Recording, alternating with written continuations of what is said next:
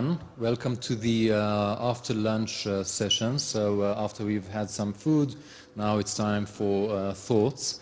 This is the session on how did we get here, privacy, culture and religion.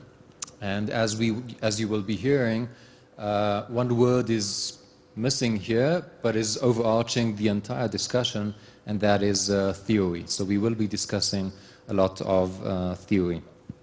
Before we begin, first just allow me to join the strong consensus among everyone over here that this has been an amazingly successful and wonderful conference. So congratulations to Yoram and ILITA, Omer Tene and all others. Definitely, they deserve it. Thanks to all, and just as an Israeli, I must say that such a conference and the way it functions and the its scope and the level of speakers is simply unprecedented in the Israeli conference culture, so extremely well done. My name is Michael Bernhack. I'm from the Tel Aviv University Law Review and occasionally do things over here and there with privacy. As you've noticed, we do not have a data protection commissioner on this panel, which is an interesting point to think of. Maybe data protection commissioners and theories of privacy are two estranged issues.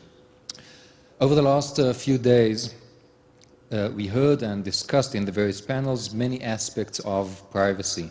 The legal challenges, technological challenges, social, economic issues, cultural, mostly from the data subject's point of view, the regulator's point of view, and of course governments and other stakeholders. This panel addresses all of these issues from a different perspective, and if I may, probably, in my opinion, the most important one, that of theory, as I mentioned. Most of us take it for granted that privacy is important, though we might disagree about the details, how exactly to make it work in practice, how to address the challenges that were mentioned earlier. However, I do believe that in crucial junctions, and we are in such a junction, we should go back to first principles. But here we have a debate, which this debate has been going on for quite a long time. And privacy scholars often go back to the famous 1890 Warren and Brandeis Law Review article, which is a brilliant article on so many levels. It's 120 years old now. In Hebrew, I understand it comes from the Bible in some way. When someone has a birthday, we wish him or her ad 120, meaning until 120, meaning shall you have a long life and meaningful life. So it's 120 years old for this article, so perhaps it should rest in peace, perhaps it shouldn't. We will discuss the updating of the theories ever since. In other technological aspects or issues, we often like, and in intellectual property, we often like to quote the statement, which is sometimes attributed to Newton, but it's unclear, that we are standing on the shoulders of giants. So on this panel, we have the giants. So we have the giants of privacy over here, Professor Alan Westin, Professor Ruth Gavison, and Professor as well, Mark Rottenberg. So I will briefly introduce each of them. Professor Alan Westin, as we all know, is a leader in the privacy field for decades. He's a professor of public law and government emeritus at Columbia University in New York. In recent times, he has been a privacy consultant to many government agencies and the government in the US, for corporations and non-profits. Professor Westin's 1967 book, Privacy and Freedom, offered at the time a path-breaking theory of privacy understood as control over personal information. The impact of this view has been tremendous in the US and globally. In my opinion, this is also the underlying theory of the current Israeli privacy legal regime, also informed by other ideas as well. Currently, Professor Westin is working on a new book, which is called to be called A History of Privacy in Western Civilizations from the Hebrews, so from Jerusalem, from the Hebrews, and Greeks to the Digital Age, to be published by Yale sometime in the forthcoming year. Our second speaker is another privacy giant, Professor Ruth Gavizon of the Hebrew University, professor at the Law School of the Hebrew University here in Jerusalem. Professor Gavizon was the president of the Israeli Association for Human Rights in Israel. She won several prestigious national prizes here in Israel. She's the founding president of Metzila, a center for Zionist, humanist, and liberal thought.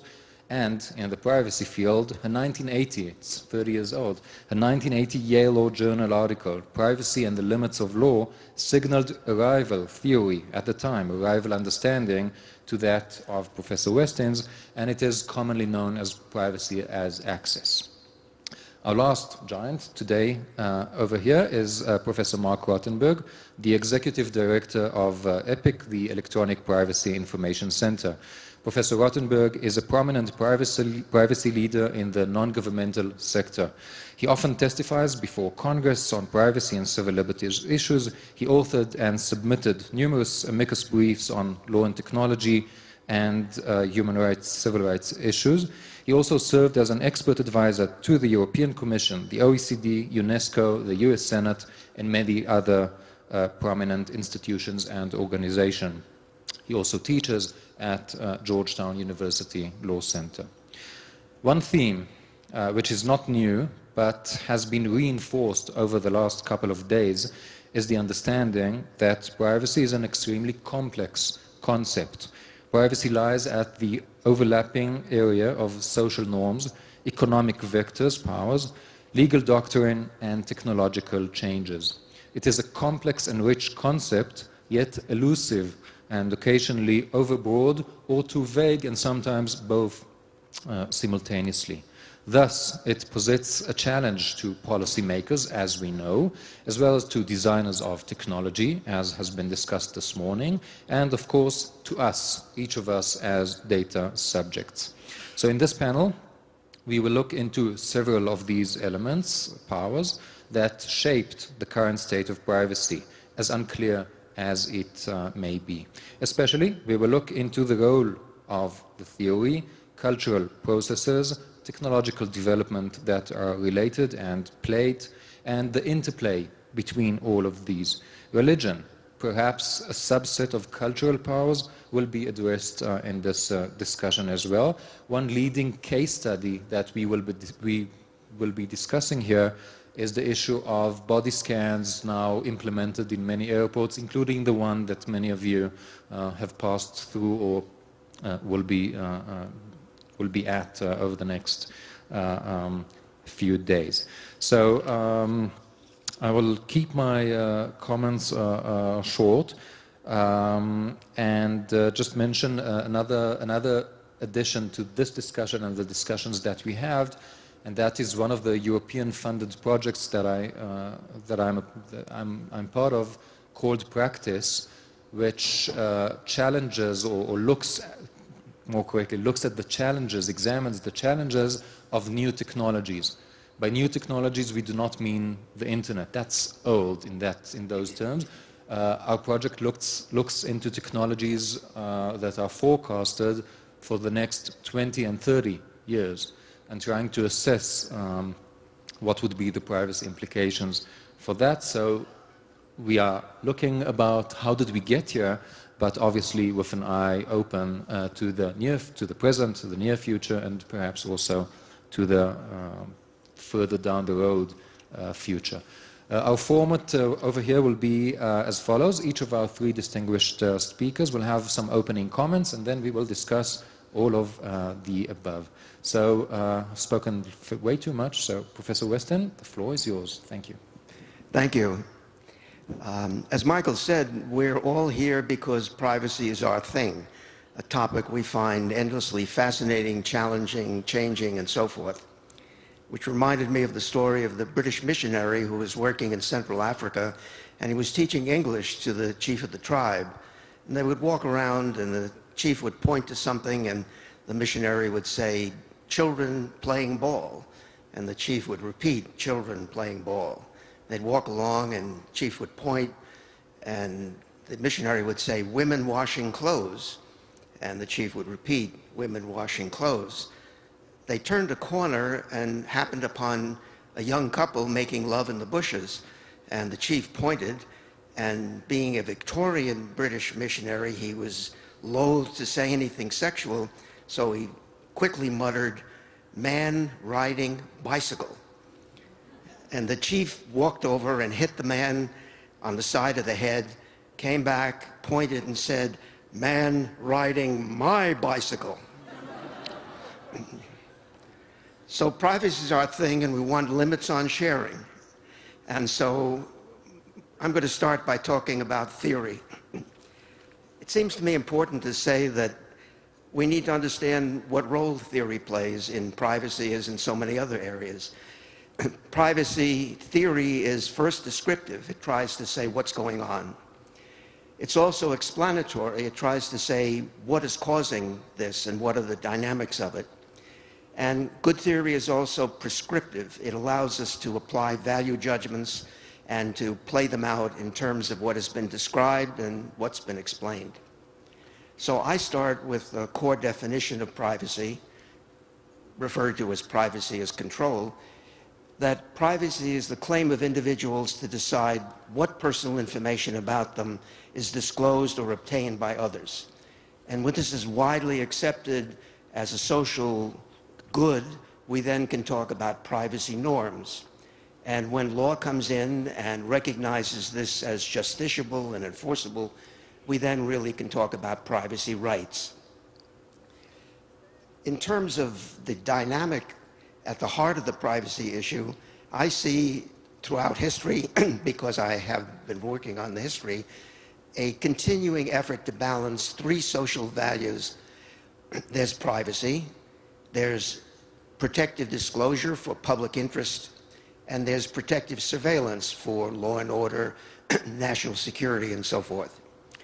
And what goes on is a constant effort to assign values and to make judgments about the competing values of disclosure and surveillance to privacy. Privacy, I think we all would agree, is never an absolute. These competing elements have to be brought in. Let me get a glass of water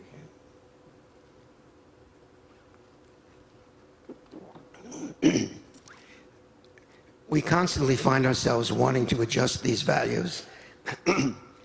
And privacy, therefore, is also always situational. There's always a need to say, is it the individual in relationship to business as a consumer? Is it the individual in relationship to government as the citizen? Is it the individual in relationship to the job, in the employment relationship? And in each one, the power setting between the individual and the institution is the framework for trying to make decisions about privacy values and enforcement. I think everybody in our field would agree that privacy is both an individual good and also a social good. What that means is that the effort to limit the surveillance powers of government is good for the society, not just good for the individual and for individual liberty. It seems to me also very important in terms of the culture dimension to appreciate that there are two forces that always collide with privacy. One is the curiosity impulse in social life. We're always interested in knowing more about the famous people, about the interesting people, etc. And that as a force competing with privacy, the human penchant for curiosity is very powerful. And especially when, as is so often the case, it edges into voyeurism. And there's a nice book called Voyeur Nation, which accounts for, in the United States, our enormous effort to collect information about the famous, our paparazzi, and endless disclosure of what the famous folks are doing. And this is a pressure against privacy, especially in the United States, which is quite serious. In terms of American culture, not just because of the voyeuristic tendency, but because of the high premium in the United States, which is placed on the public's right to know and the importance of revealing critical facts that go into decision-making, interest group activity, and so forth. There's a very strong finger on the scale, often called the First Amendment interest, in requiring people who are in political life, people who are in public affairs, to disclose their financial holdings, to disclose their interest group affiliations, and so on. And a recent Supreme Court decision, as many of you know, changed the basic rule on that by allowing organizations in political campaigns not to have to disclose the sources of their income when they make interventions in the political system. A much criticized decision, but one which our relatively conservative Supreme Court, rather conservative Supreme Court, obviously is still behind. Let me make a final comment just in the opening. Religion, I think, in the United States does not today play a very significant role in the privacy issues as we're discussing them. In survey research, for example, you don't find that responses of Catholics, Protestants, Jews, or agnostics and atheists are significantly different. When I started doing survey research in the 70s, Jewish voters always came out as much more sensitive on privacy issues than the Christian religions. But that's now been equalized. You don't find that distinction anymore. Jews were early warners, but by now everybody is caught up. So let me close by just saying that theory animates one's analysis of what is happening and what should happen. And I think that if we don't systematically think about privacy theory and apply it as best we can, it then becomes just a grab bag of policy wishes that people have, unconnected really to the deepest currents of understanding in terms of culture and politics.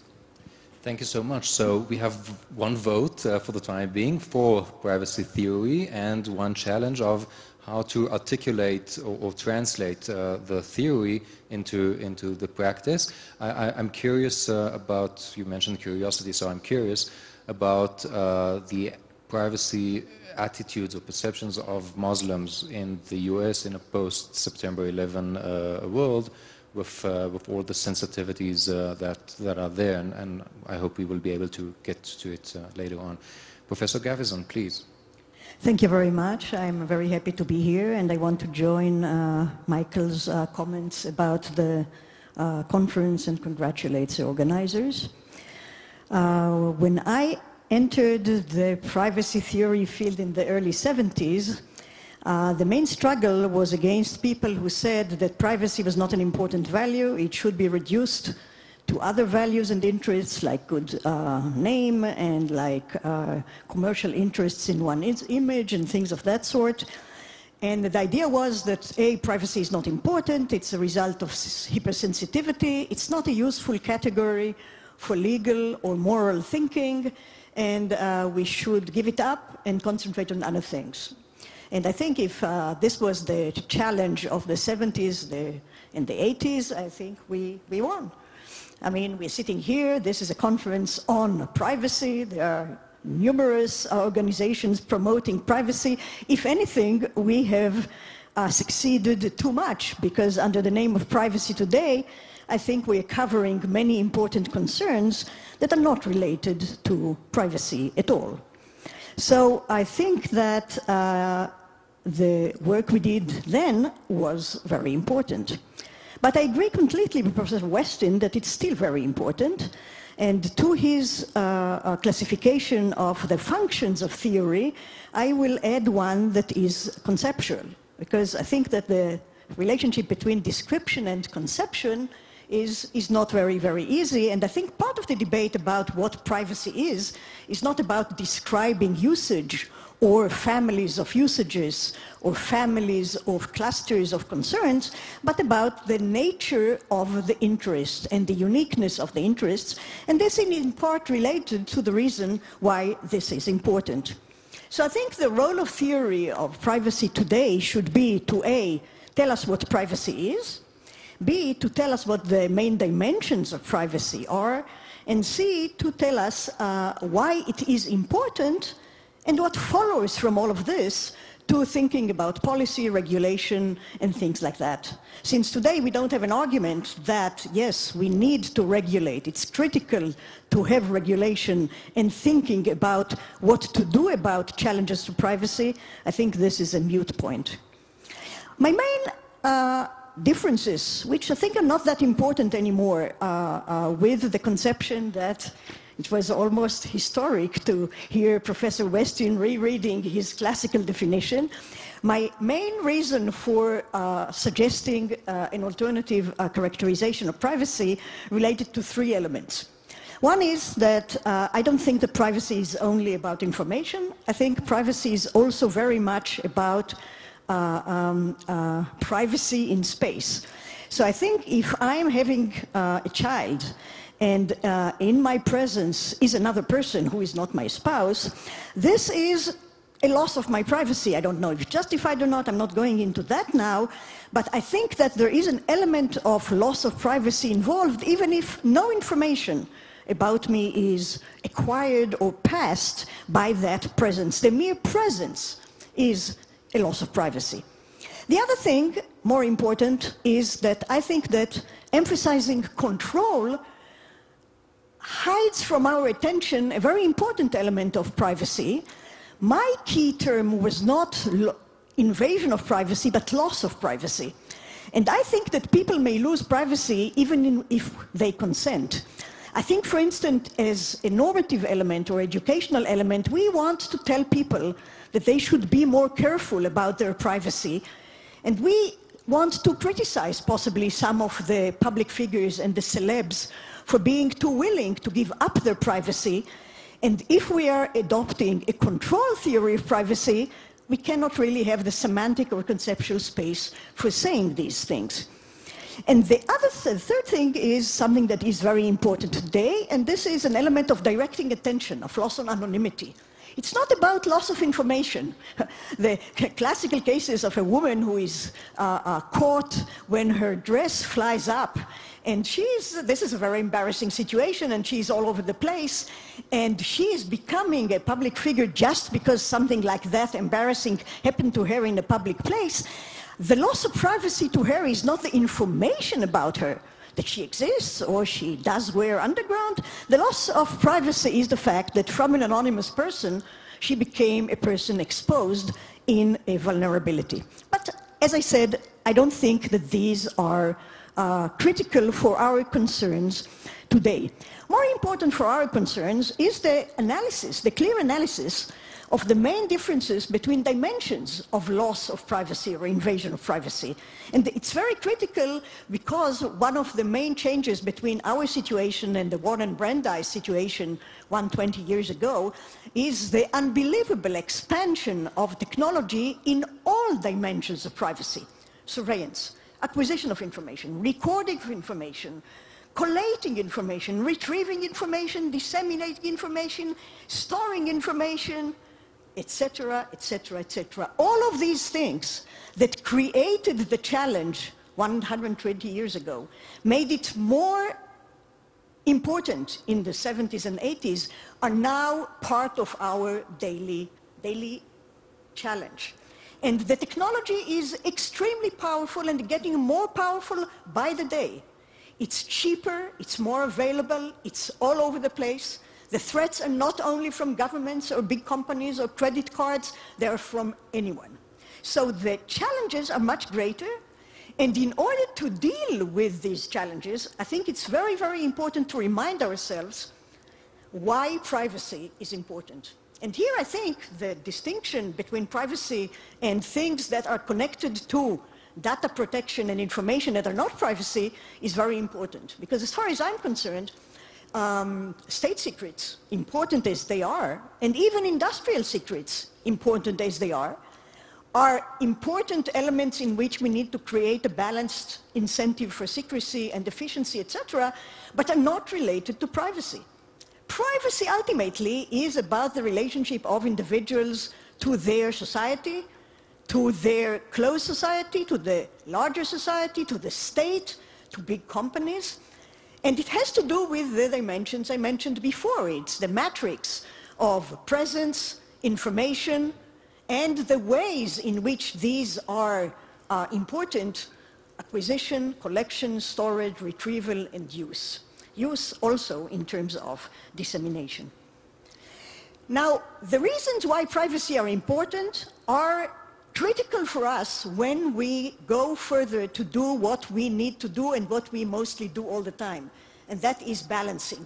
Dealing with local challenges in internet, in scanning, in surveillance, in profiling, in everything, dealing with them and balancing the interests that go on the side of privacy and go on the side of the other critical interests that are at stake.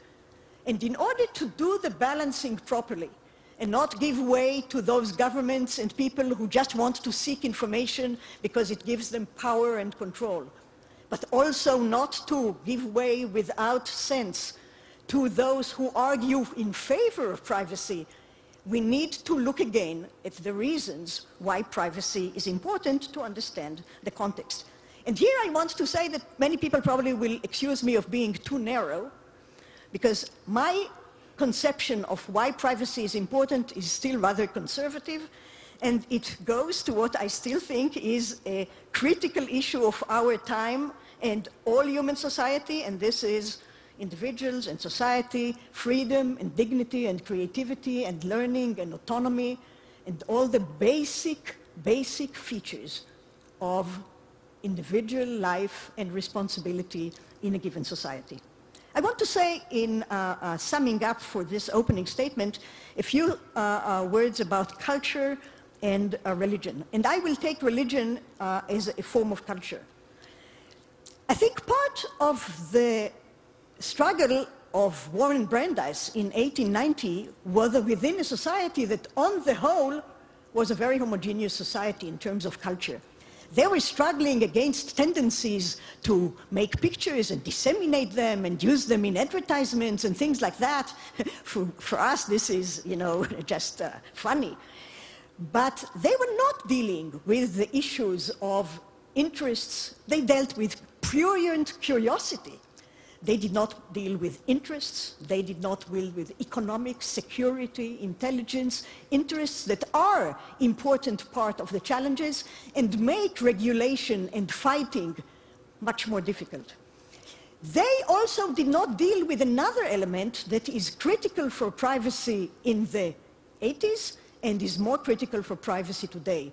And this is multiculturalism and clash of culture and the dynamic change of culture and globalization. Privacy is created by culture. There are societies in which being seen eating is an invasion of privacy. You do not want to be seen eating. There are many cultures in which eating in public is a very common pastime and actually something that many people do in order to be seen. Now, if you live in one culture, but you belong to the other, and you are being taken picture in one culture as exercising something that is free in that culture, and your picture is disseminated to the other culture, the damage to you in your own culture may be huge. And you are losing by that the freedom to enact in other places that you think are far away and maybe then would have created some expectation of privacy. You lose the opportunity to do something in private, in public, because of globalization and immediacy of dissemination of information. Now, this is an element that was always at the center of privacy. You needed a private space to be able to do things that your society did not approve of.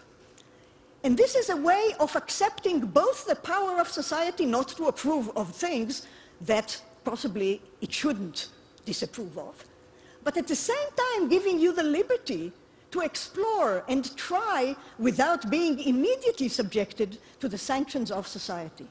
This is becoming different. We need creative thinkings to adapt that important lesson to our present society. So clashes of religions, clashes of societies, clashes of cultures, changes of cultures, resistance to changes of cultures, these are becoming key in thinking about privacy. And one last thing about regulation. As I said, we all agree that regulation is critical. We all agree now that because of globalization and the nature of the threats, international cooperation is critical. This is why so many people from so many countries are sitting here. But what we also need to understand is that the argument about balances is not only about arguments. It's not only who is right. It's not even mainly who is right. It's not about evidence and about sensitivities and about knowing more and about protecting human rights. It's also about understanding the interaction between economy, between power, and between values.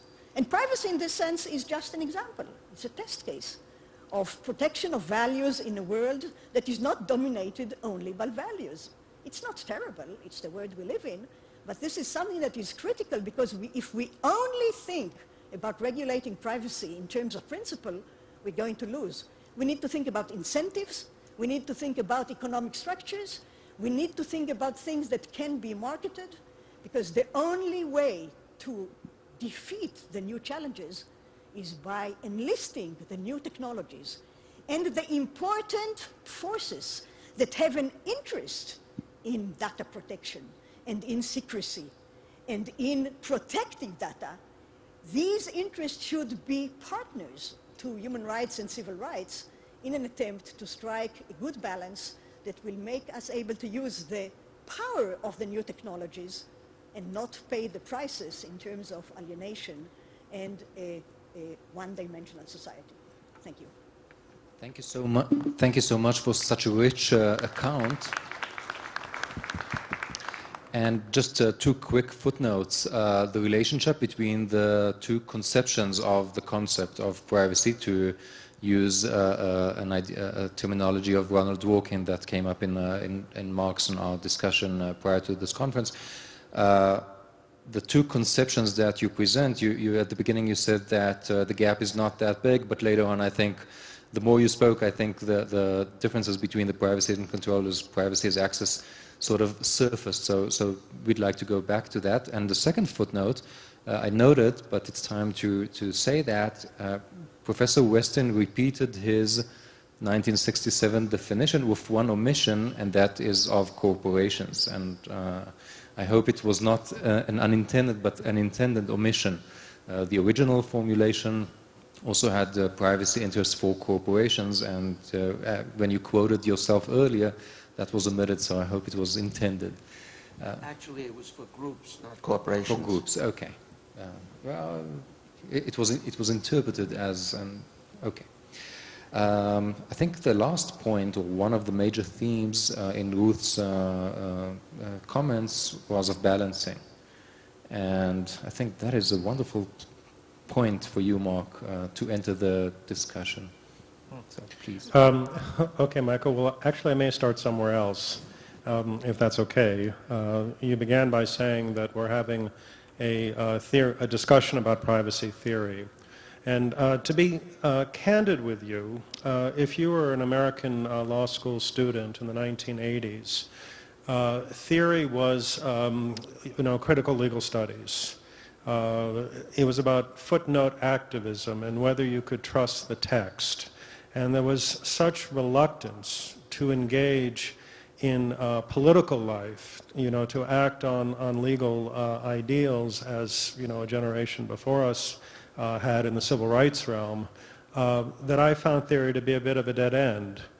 And then, I came across Brandeis, and you read the 1890 article on the right to privacy, and you read the dissent in Olmsted, and you ask yourself the question, well, what proposition do these two texts stand for? Now, one simple explanation, and I think the common explanation is, well, in the right to privacy, Brandeis says that privacy is a legal right.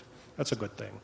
And in the Olmsted dissent, Brandeis says that, you know, the Fourth Amendment should recognize this new type of search as subject to legal protection, and, you know, as a good thing.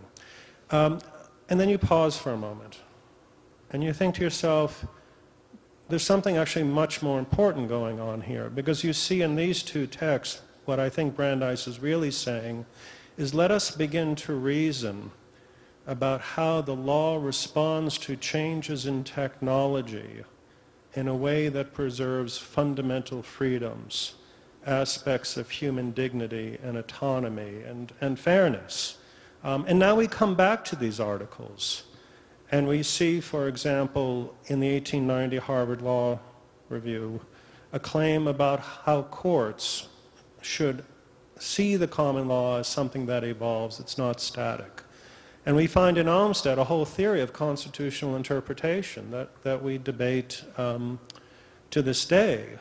Now, if we fast forward from those two documents to Allen's book, I think what we see next is the cornerstone for the modern right of information privacy.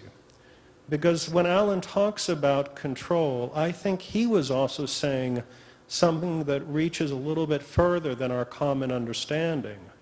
In one sense, yes, it is, you know, control about identity, control about self, in our computing world, control about data, but I think it's also about the control of the devices and the architecture and the systems that we create, so that we sort of maintain this humanity at the core in our modern information society. These are very powerful, far-reaching ways, I think, to understand privacy. And now you see, when I come to, you know, what we talk about as fair information practices, and you really have to look at the fair information practices. You have to look, you know, closely not only at the OECD guidelines, but at the annex. You have to read not only the HEW report, but, you know, the commentary and so forth. And you begin to see a whole realm of norms. You know, norms, I mean, Ruth argues, I think, very persuasively for this powerful paradox of privacy. The transparency is enormously important to preserve the right of privacy. You find elements of procedural fairness. How do we make decisions about people in an automated environment? Is the basis of the decision known to someone? Can they object? Are these rules public? Are they secret? And what begins to appear in what I might once have been reluctant to think of as theory is a very rich, descriptive set of understandings about the modern right of privacy. And it grows richer still, because not only does it have this powerful descriptive characteristic where we can look at new systems and begin to ask some critical questions. To what extent are fair information practices incorporated? To what extent are they ignored? Where are they implemented? Where are they enforced? We have, in effect, a shorthand now to talk about the modern right of information privacy. But I think we've also gained a great deal from the insights of behavioral economists. I'm, you know, no secret, a big fan of Alessandro Acquisti's, but others as well. Because when we begin to think about the flow of data in this world and how decision-making is done, we see that many of these privacy rules, in fact, are designed to restore balance in the sense of fairness, not in the sense of, you know, we have two competing interests and we have to trade one off against another. I've never liked that view of balance. I think it's kind of a lazy way to think about these issues. If we have two important interests, let's try to achieve both. But you see, the balance that privacy rules seek to restore is the balance that is disturbed by the transfer of control over the individual from the individual to another party. And so we need to ask the question, how do we restore the capacity of an individual with respect to a government agency that exercises some coercive authority, with respect to a corporation that can make some determinations that affect the person's future? The privacy claim, as Alan and others have noted, is clearly not an absolute claim. But it is one that seeks to provide some fairness, I think. in the decision-making realm. And so now the tools of the economists, we look at information asymmetries, we look at this concept of least cost avoider. Why is it that the businesses should bear the cost for information disclosures? Because they're the ones in possession of the information. It's foolish to ask people, to race back to their credit reports every month and to do all these nonsensical things that people are often told to do in the realm of identity theft. Those businesses that have bad security practices should be responsible for better security practices, not simply because it's right or good, but because it's efficient. And economists understand this. The last chapter of this story, which I'm not going to get to yet, but I hope we do have a chance to discuss, of course, are the various religious dimensions. And I will say, as my tour guide said in the old city to keep us on the tour and interested, he said, in a few moments I will tell you the answer to this question. But the question is, how does it come to be that in our modern information society there seems to be so much agreement among people of differing religious views about what constitutes the right of privacy? Now, to be clear about this statement, in our cultures and traditions, there are, without question, many differences. But in this new emerging world, it seems to me that there's a surprising level of agreement, and this is interesting also. Thank you. And we have now on the table such a rich and diverse set of ideas. So let's try and let's start and flesh them out. So, Professor Weston, comments to Professor Gavison, and what happened?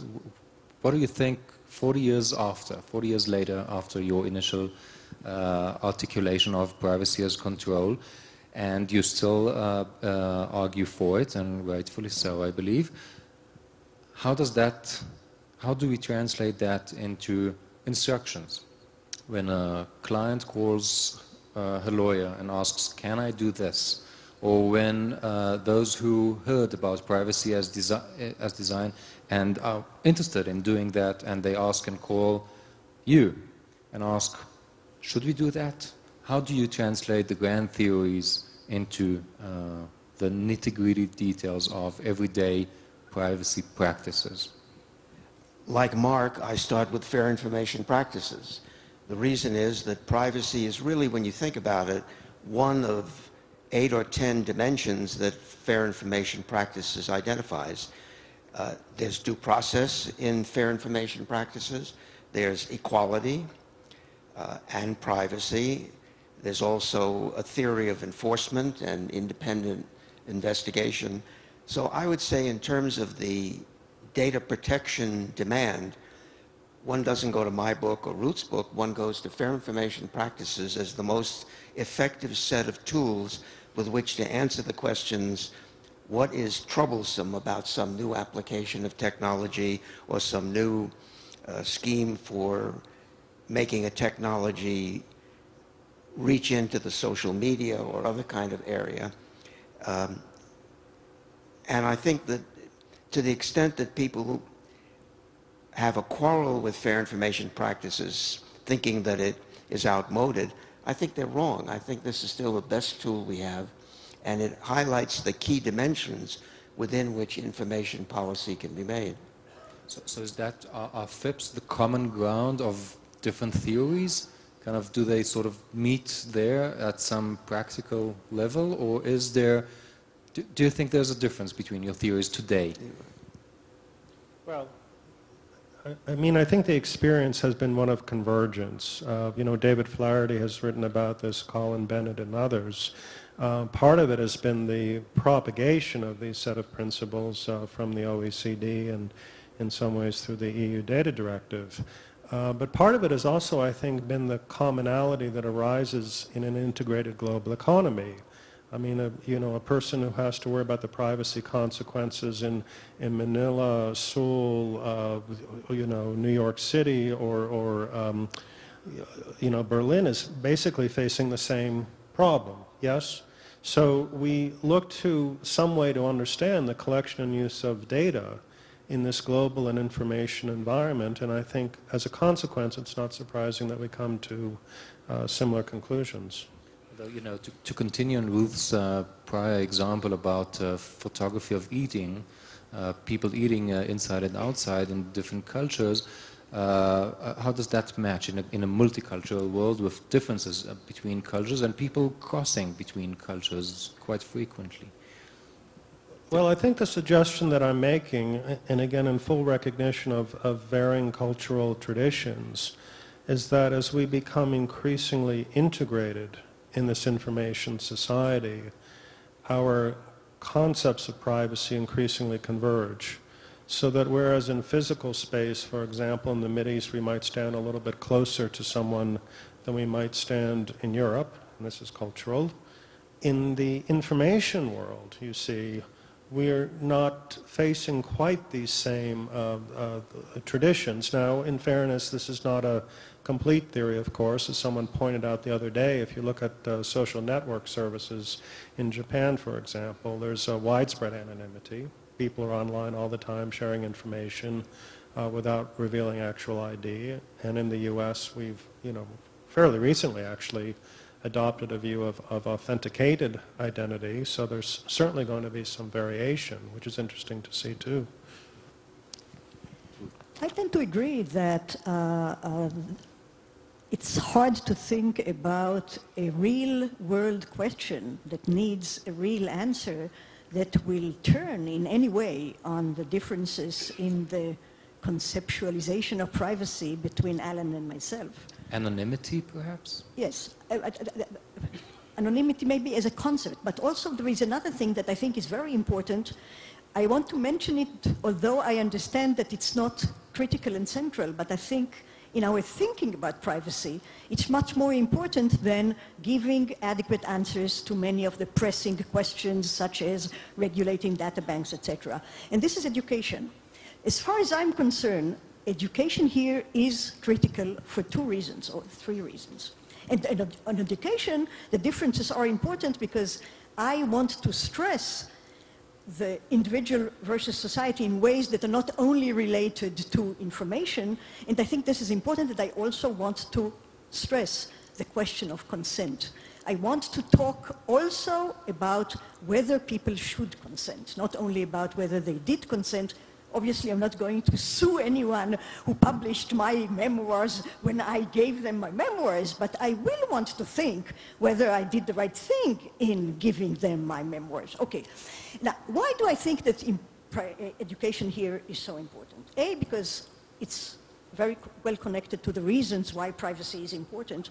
And the reasons why privacy is important are critical to the balancing. But also because of culture. I want to go back to culture. Part of culture is teaching. And part of the dynamics of what we are seeing today, social networks, internet, part of that is a culture that is changing for us. My generation grew up in a culture that was already struggling with these issues, but in a completely different way from the way that youngsters today are struggling with this. This requires not only registering the fact that culture has changed. I think that part of thinking about privacy is wanting to not only register what culture is, but also to try and influence what culture should be. I think part of the struggle about religion today is that many religions become more powerful because many people feel that the culture in Western societies is not satisfying enough. That religion, with its more conservative and cautious and family-oriented and private-oriented and community-oriented basis, is more satisfying deeply than our world of internet social networking in lieu of intimacy and human relations. Now this, as far as I'm concerned, is not going to be an immediate guideline for scanning or how to monitor data banks. But as far as I'm concerned, it's one of the critical features of continuing to think about privacy today with long-term and important repercussions for the more technical stuff. But this is the ground. This is the society. This is the basis that we're trying to maintain, for which we are struggling and seeking balances. And this is why I think it's not necessarily the differences between the theory, but it's going back to the underlying reasons why these values are important. I'll give you one example. Many people, the different contexts. One context is privacy versus freedom of information, and this is a problem for democracy, First Amendment, etc. And many people of the First Amendment said, go away with privacy, it's not important, First Amendment is what should rule. And we said, no, you don't understand.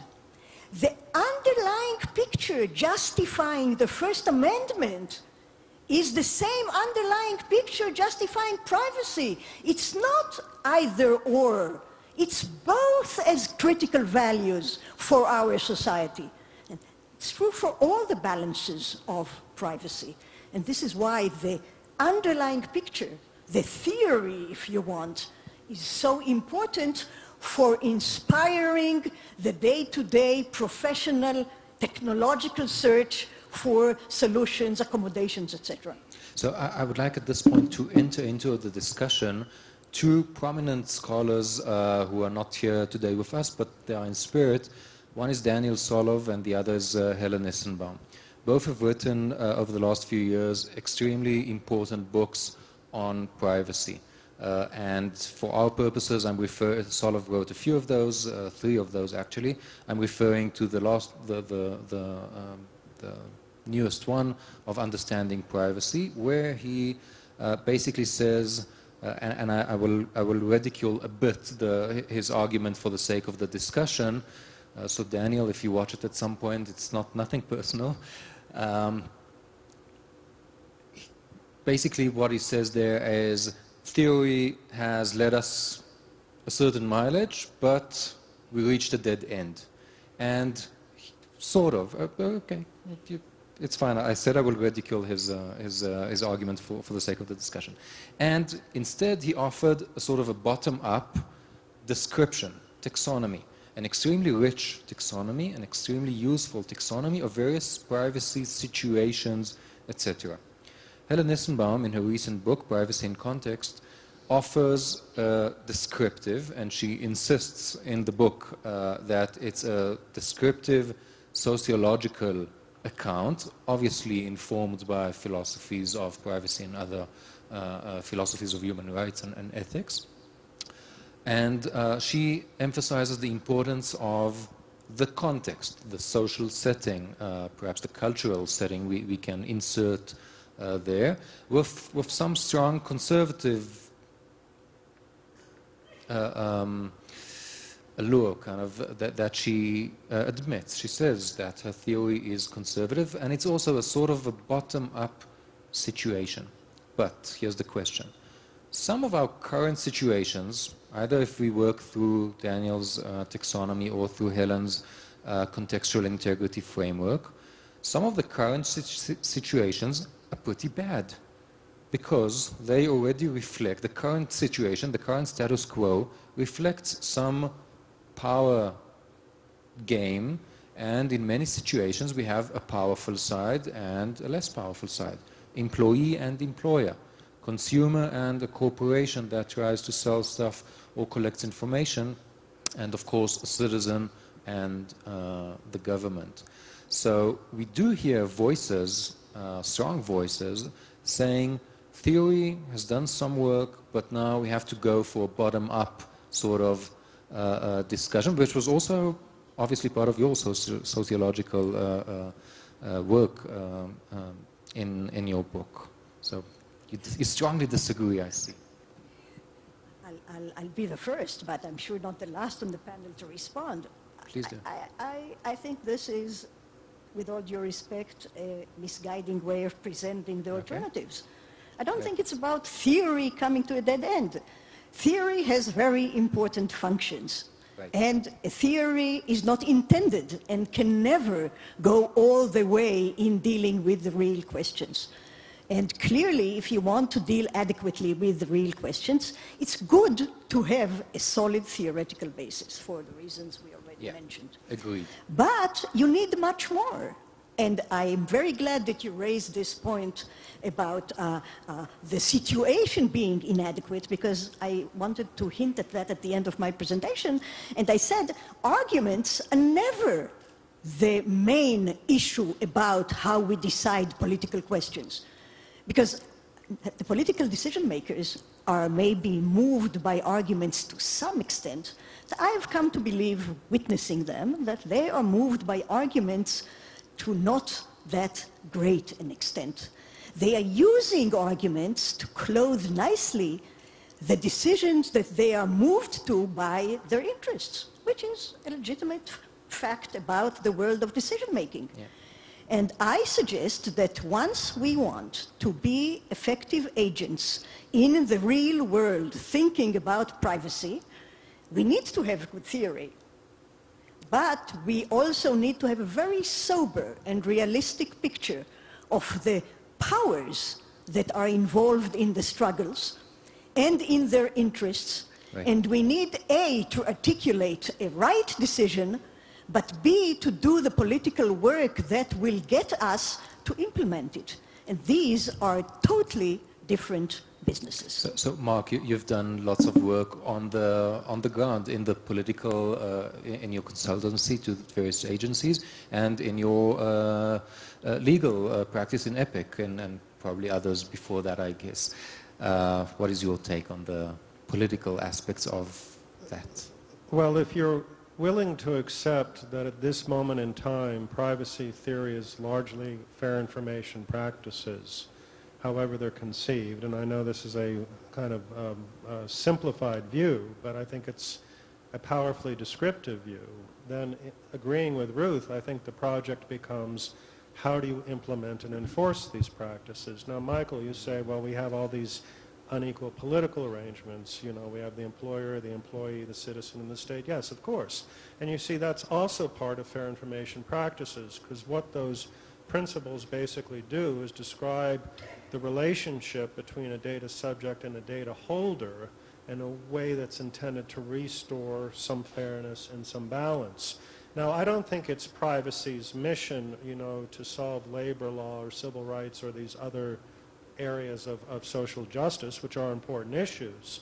But I think to the extent that these areas are confounded by the introduction of technologies or other forms of social coercion, then these principles actually become very helpful, because they help us assess, in the first instance, what the dynamic is, which is necessary to have an understanding of a problem, and they point prescriptively to what outcomes might be. Now, the other point I wish to say, without meaning to you know, not recognize the very important work that academics do, my experience you know, in testifying before the Congress and the European Commission and arguing in various briefs in federal courts and state courts, is that judges and lawmakers, for the most part, are not swayed by academic arguments.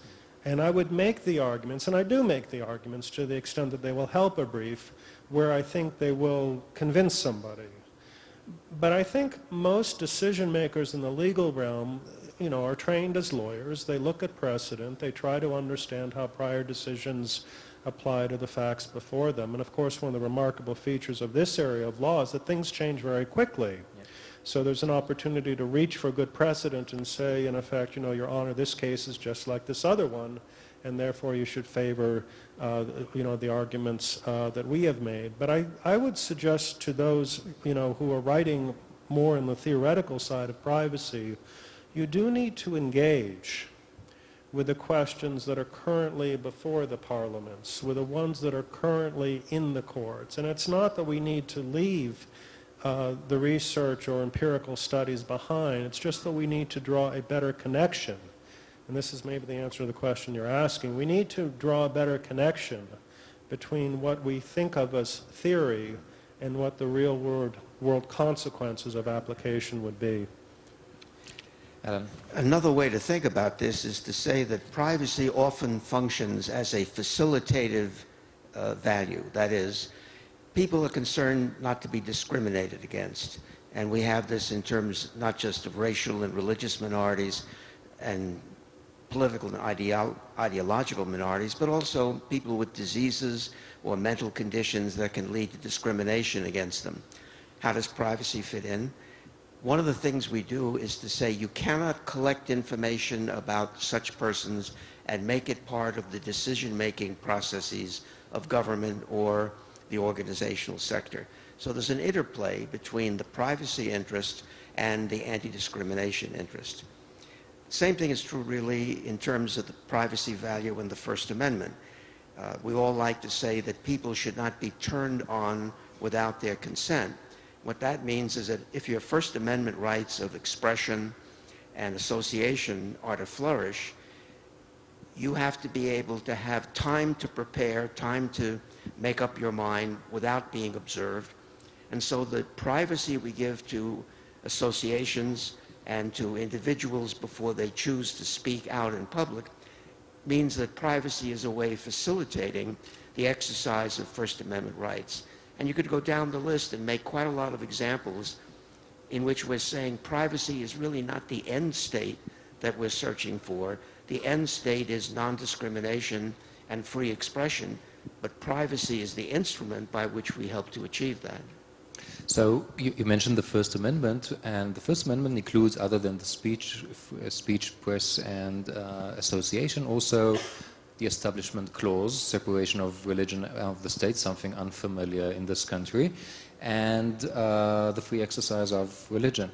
So let's move on to the religious aspects, which have been already raised, and take a case study, which interestingly each of you separately came up with, and that is the body scan, the airport installations of body scans. And let's see how the theory can help us or not in dealing with such a situation, and how religion might or might not come into that. So, Mark, will you be the first, please? Well, thank you, Michael. I'll begin by saying that in the many years I've worked on privacy issues and campaigns and cases, this issue about the airport body scanners has probably been the most fascinating. I mean, at some level, I just have a very strong, visceral reaction against the use of these devices. But when you think about it as a legal or a policy matter, so many different issues emerge. EPIC, my organization, has brought a formal case against the Department of Homeland Security, which I will be arguing later this year in the D.C. Court of Appeals. And in this case, in addition to the Fourth Amendment argument, which you would understand to be our claim that the search is unreasonable in violation of the Constitution, and then we can have a long discussion about what's unreasonable, we actually have 5 distinct statutory claims. Now, I'm not going to go into all 5. The materials on our website. I encourage you to take a look. I think it's very interesting how a use of a single surveillance technique can actually give rise to several different legal theories. But the one that is interesting, and I think worth talking about this on this panel, is the religious claim. Because one of the things that we noted in our research about the body scanners was how religious organizations, different religious organizations, objected to the use of these devices. And I'm just very briefly going to read from our, this is our petition to Secretary Napolitano that we sent in April of this year. It's just a couple of sentences. We wrote to her on February 20th, 2010, Pope Benedict XVI objected to airport body scanners because they failed to preserve the integrity of individuals. Agudath Israel, an Orthodox Jewish umbrella group, objects to airport body scanners, calling the devices, quote, offensive, demeaning, and far short of acceptable norms of modesty within Judaism and other faiths. The Fake Council of North America objected to body scanners, announcing that, quote, general and public use of such scanners is against the teachings of Islam, natural law, and all religions and cultures that stand for decency and modesty. Now, we have taken all 3 of these statements and incorporated them into our claim that the TSA has violated a federal statute called the Religious Freedom Restoration Act, which is an attempt to, by statute, preserve, as you described, both the free exercise of religion and also the prohibition in the United States on the establishment of religion. And what that law says simply is that the federal government may not substantially burden the practice of religious belief unless, one, it has a compelling interest to do so, and two, it is the least restrictive means that has been chosen. I'll leave all of our other arguments aside, but just to ask the people here this question, given the statements that I've read to you, whether in your view the TSA has met that standard under federal law in using airport body scanners, a compelling state interest, and the least restrictive means. I think here. Ruth ought to come in because she's the other side of the net on this one. Yeah. Over here, just in the meantime, This is what happens when you start taking case as illustrations and they become full. I haven't really thought about this issue, but I'm quite willing as a lawyer to be the devil's advocate. I don't know that I'm standing behind this position, but the question is not the scanner, but I think how do you balance the security need of making sure that people don't go on planes with explosives and the interests of individuals not to be searched, seized, demeaned, or whatever. And I don't know if you are supporting a position that people of these religious groups will not be subject to any kind of scan or any kind of search. They will just be allowed to walk onto the plane without a search because of their religion, then I would think this is going to mount a very interesting debate of discrimination. Why should I, who is not religious, be subject to a demeaning search if he or she or they are not? This is interesting. I don't know what you would say to that. Now, if there is a good reason in security terms to make sure that people don't go with explosives on their bodies, and we know that some people do, then there must be a procedure for making sure that this is the case. Now, I'm not for necessarily scanners, but is a bodily search of relevant people acceptable to these people? Because the question is the alternatives. The question is, what is the adequate arrangement? And I don't see these quotes, powerful as they are, as conclusive evidence that these people should not be at all monitored before they go on planes where I may fly and I would like to come home safely. How about that? Being a lawyer, you understand, I only need to win this argument. I don't need to solve the government's problems for them. But of course I agree with you. I think there are a whole range of alternative techniques, and I'm not beginning to argue that on the basis of religious belief people are somehow out of bounds for surveillance. That's nowhere in any of our statements. But I think it is a fascinating question to consider when you have a surveillance technique that we have claimed is uniquely intrusive, that captures an image of the human body in a state of undress, observable by a stranger, on the basis of no suspicion whatsoever.